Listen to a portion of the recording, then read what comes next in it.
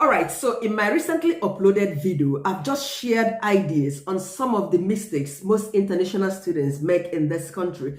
In this very content, I shall be sharing some of the mistakes the dependents of international students also make in this very country, because I've run into a couple of them, had a chat with a couple of them, and they shared some kind of things that are not really fascinating. They are totally mistakes a lot of them make. I am talking about the dependence of the international students in this very country. So there are certain mistakes you shouldn't be making if you are an intending dependent to an international student. Possibly your man is the student here and you, the woman, is the dependent, or the opposite, So there are certain mistakes you shouldn't be making. Meanwhile, as an international student, we know that you are restricted to work just 20 hours a week. You are not allowed to have any recourse to public fund. You are not allowed to establish any business or have any business investment in this very country. You are also not allowed to take up a full-time work. And you are also not allowed to participate in any sporting activities. These are the restrictions on your visa, isn't it? But to that person who is your dependent, your wife or your husband, the person has access to work unlimited hours of shift. Yeah. So, well, let's just introduce this. Let me just introduce myself. My name is Chinyere Ojike. You are most welcome to this content today. If this is your first time on my channel, you are absolutely welcome. Please subscribe to my channel, like this video, share, comment, and keep coming back for more. All right. I share ideas, about UK tips and answer general questions. Feel free to leave your questions in the comment section, okay? Or follow me on Instagram at chiyereojike.com.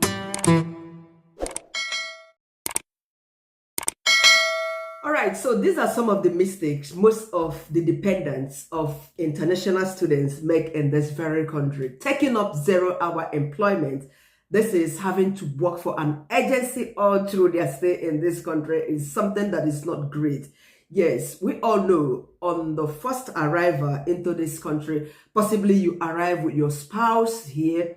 The very first month, it is always difficult for students to start working. Yes, because they need to master the school environment, the school program. They need to understand a lot. It's quite difficult because it's totally strange or different from what you used to have in your country, coming from Africa or anywhere. So it takes a little while for a student to settle down, talk more of. In fact, on arrival, job is not even something that is in the mind of any student here.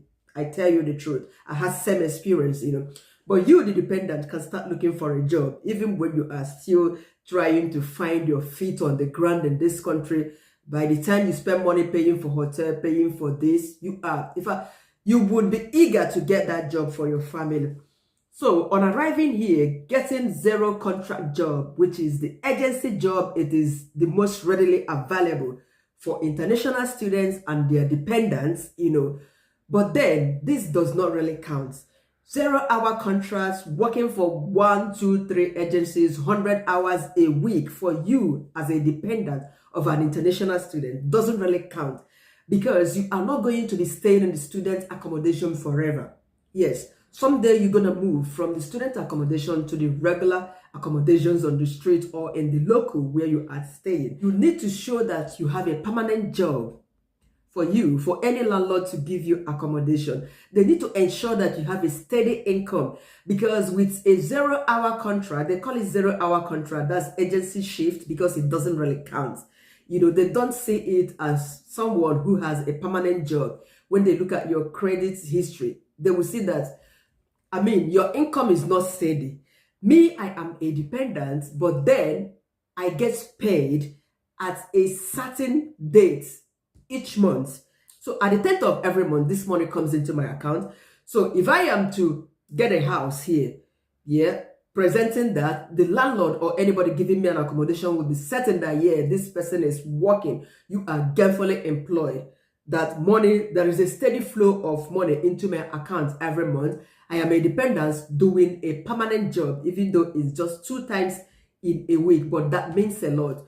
So do not depend on 0-hour contract working for the agency. No, get a permanent job. So not getting a sponsorship job as a dependent of an international student on arriving into this country. Remember, your visa allows you to take up 100 hours of shift in a month, and your visa allows you to get a tier 2 sponsorship job.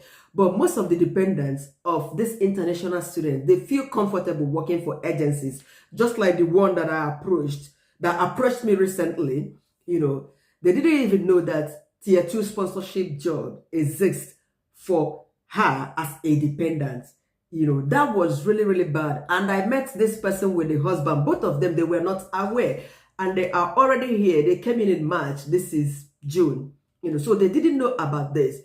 So as a dependent of a student, international student in this country, if you are already a professional in your country, maybe you were a banker back home, or a pharmacist, or you got a professional job, a teacher, on arriving into this country, apply for these jobs. Yes, they might not give it to you. They might require you to do a certain training, free training, but you apply for the lower, maybe the junior manager, junior starting up position. They will offer you this job and then give you the necessary trainings required. A friend of mine who is a dependent, she recently got a job in the bank. She's been doing care work. I tell you, yeah, that's what she's been doing, 14 hours a week. But she decided to talk to them on one of the days she went to the bank. That she was a banker in Nigeria. She had about 10 years experience. So she just went to the bank. She just jokingly, they say, yeah, bring your CV. And she did. It took them about 3 months to process her visa. Right now, as I'm talking to you, she works in the bank. She works 3 times a week. And do not be afraid to say, oh, because I have children, I cannot do it. This lady has 2 children. And she told me, one of the ladies, that if they allow her to work 5 days a week, she would do it. Why? Because one of her colleagues, who also has children, starts working from 9:30 until 2:30. That's around 5 hours. Why? Because she has children, she does school run. Remember, school here starts 8:45. If you have children that are less than 10 years, 8:45. That's when school opens their gates. And school closes 3 o'clock. So she is open. She said after her training and these starting processes, she can ask them for more shifts so that she can be doing 5 hours. And this does not stop her from doing her school runs. And it doesn't stop her from going to take her children from school soon after school. You can understand me. Myself, I do school run, but I chose to work opposite of my husband's rota. So I'm doing a permanent job within 2 days in a week. So you can take a permanent job. Do not be afraid. Do not rely on 0 hours contract that do not count. When you can do it for a little time, and while doing it, you still be scanting for a professional job. It helps a lot. Now, what brought so many students into this country is the offer of 2 years post-study work visa, isn't it? The PSW. Yes. So you, as a dependent of an international student, cut off your hope, your interest on that PSW, because it is an offer that has so many requirements attached to it. Take for instance, if your man is the student here, you are the dependent, and you are banking your hope on the postgraduate work visa afterwards. Do you know that before ever you can get that postgraduate work visa, assuming that your family is a family of 3, for instance, 3 of you and your husband and your child, shall be paying £6,000 for your visa for you to get that PSW at the end. What if your family is a family of 4, family of 5, £10,000 for you to get that visa renewed? Isn't it better for you, the dependents, to get a tier 2 job offer? A job with tier 2 sponsorship that would enable you get that 5 years work visa in this country. By so doing, by the time your husband or your wife finishes her program, she should be able to switch as your own dependent now. From you, who was formerly his dependent, for instance, he would now switch over to your own visa. You guys have 5 years work visa, and there are a lot of attachments to benefits of having a skilled workers visa. This was what somebody was asking me the other day. As students, unfortunately or fortunately, him and the wife, they do not have any child yet, and they are newly married, and they are here. One of them is dependent on the other. Yeah, the woman is dependent on the man. Guess what? They are not even, they don't even know about tier 2 sponsorship visa that is trending, especially the healthcare assistant work visa that is trending. Two of them are doing agency job when one of them could possibly get that a tier 2 sponsorship job 5 years, so that by the time the man finishes school, he switches over to the wife's visa as the wife's dependent, and life goes on, because he was also telling me that it's a lot of money for them paying for the postgraduate work visa afterwards, which is 4,000 naira for both of them. And this is the reason they don't want to start having children yet, because they don't want to pay another 2,000 if at all if they have one child. You can imagine. Right there, I said, oh yeah, bring your phone. Go on Google, type in healthcare assistant job with tier 2 sponsorship. He did. He said, oh my God, there are lots of them coming up. I said, yes, your wife should apply and get one. So do not make mistake of you balancing, relaxing, and hoping that at the end you will get tier 2 study work visa. What if your man has a carryover or your wife has a carryover in one of the modules? You will go home and come back if you have the money to come back. Another bad mistake international students dependents make is not building a credit history. Something like standing orders. You are not involved in paying the rent. I mean, your rent at home, though most of you are living in the student apartment or student accommodation, that notwithstanding, open a proper bank account. Be involved, even though that some of you live in accommodation where they have inclusive payments, everything is inclusive, all the bills are inclusive. But certain time, a lot of you also lived in shared houses. Make sure that you are involved in paying bills, even though the money is not coming out from your pocket. Make sure that your name is there. Like before ever we could get this house, they ensure that it is both of us that are paying for it. Even when I haven't gotten a job, I had to present our joint accounts, the one we had from Nigeria, and we quickly opened another one here. So we used our joint accounts. My name is there, my husband's name is there. On council task, my name is there, my husband's name is there. It is a jointly paid stuff, even though I might not be paying physically, but the money goes out from our account, hence my name. But hence both of us, our names are there. Council task, water bill. So whatever thing we are requesting for here, our credit rating will be high for us to do it. Hence I have a credit history. Yeah, so this is how it works. Ensure that two of you are paying all these bills, or you have your names attached in the bills you guys pay in any accommodation where you guys are living. It helps to build your credit rating in case you want a new accommodation, or you want something on credit, something that you could pay in by installment. You want a laptop, you want a phone. They'll have to check your credit history to ensure that you are paying all these bills before they can give you phone.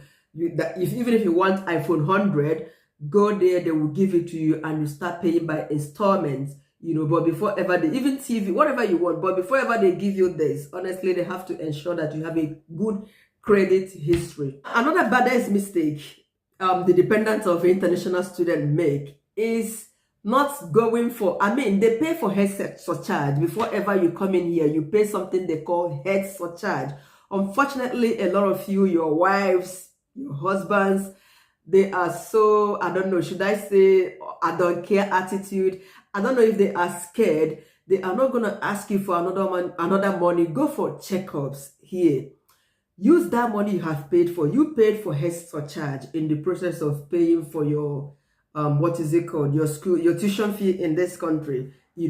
Why not go take this opportunity, go have a check of your system. Everything is for free. Do the blood test, check, they call it CBC or something. You check your kidney, you check your liver. It is a simple blood test. They will just collect blood samples. It's not as if they will open your liver and check, And you as a woman do pap smear test is something that is necessary. One of the dependent of the international student was telling me the other day that they've been sending letters for her to come and do that. I don't get time. What did they want to check itself? Consign me, I beg her, well, I come against it. When I was trying to explain to her what pap smear is all about, is for them to ensure that is a way of making sure that they prevent this what is cervical cancer, so they check it for women who are up to the ages of 21 and above every 3 years. So if you arrive in this country, within 2 or 3 months, they should be sending you a letter to come do it. She said, no, I don't get time for that thing. There you go. Over my dead body, cancer. It's not, nobody say you have cancer. Just go and check. Prevention is better than cure. And you have already paid money for all these services before arriving here. So why would somebody be begging you? Why not enjoy the services that you have paid for or your husband has paid for?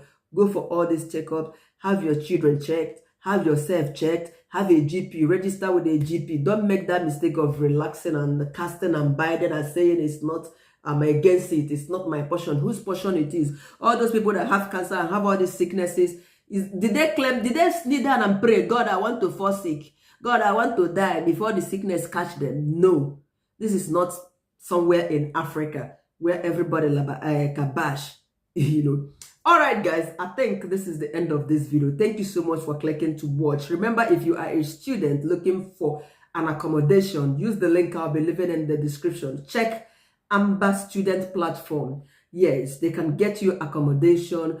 Just click on the link, type in the university where you'll be arriving. You can even get this accommodation before you arrive the UK from your home country, So look up for it and search on student accommodations within the environment. It's usually of a walking distance from your university, to wherever you'll be living. Thank you so much for clicking to watch. Share this video to every dependent so that they can benefit from they can avoid making all these mistakes. All right, thank you again for clicking to watch. See you in my next video. Bye for now.